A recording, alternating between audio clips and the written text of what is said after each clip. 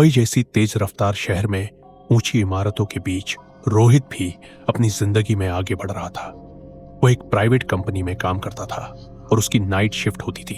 दिन में जब शहर जागता था तब रोहित सोता था, और जब शहर सो जाता था तब रोहित काम से लौटता था। रोहित जिस इमारत में रहता था वह 22 मंजिल की एक आधुनिक हाई राइज बिल्डिंग थी। सब कुछ बहुत साफ, सुरक्षित और व्यवस्थित था। CCTV, security guard, card entry, हर तरह की सुविधा मौजूद थी। लेकिन उस इमारत में एक अजीब सी बात थी। लिफ्ट के बटनों में 13 नंबर का कोई बटन ही नहीं था। लोग कहते थे कि मुंबई में 13 को अशुभ माना जाता है, इसलिए बिल्डर ने सीधे 12 के बाद 14 रख दिया था। रोहित इस बात पर हंस देता था। उसे लगता था कि यह सब सिर्फ अंधविश्वास है। आधुनिक इमारतों में भला ऐसी बातें कैसे सच हो सकती हैं? लेकिन एक रात सब कुछ बदल गया। उस दिन रोहित की शिफ्ट देर से खत्म हुई। घड़ी में समय था रात के 2:45। पूरी इमारत में सन्नाटा था। रोहित अकेला लिफ्ट में घुसा और 22वीं मंजिल का बटन दबाया। लिफ्ट चल पड़ी। डिस्प्ले पर नंबर बदलने लगे। 5, 8, 11 और फिर अचानक लिफ्ट झटके से रुक गई। डिस्प्ले पर जो नंबर चमक रहा था उसे देखकर रोहित का दिल जोर से धड़क उठा। 13। रोहित कुछ पल तक उसे घूरता रहा। उसका दिमाग मानने को तैयार नहीं था। यह कैसे हो सकता है, उसने खुद से कहा। शायद कोई तकनीकी गड़बड़ी होगी। तभी लिफ्ट का दरवाजा धीरे धीरे खुला, लेकिन बाहर ना कोई फ्लोर था, ना दीवारें, ना लाइट, सिर्फ घना गहरा अंधेरा। इतना अंधेरा कि जैसे वहां कुछ था ही नहीं। रोहित की सांसें तेज हो गईं। वह वहीं खड़ा रहा।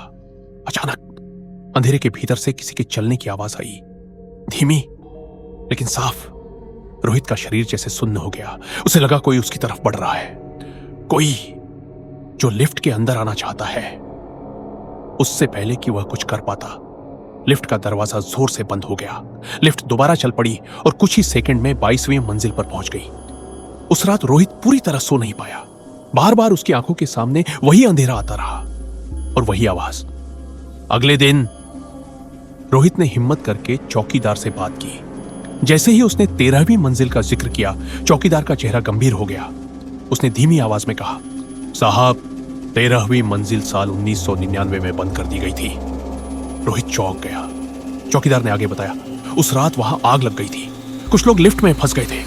आग बुझ गई, लेकिन उनके शव कभी नहीं मिले। रोहित के हाथ ठंडे पड़ गए।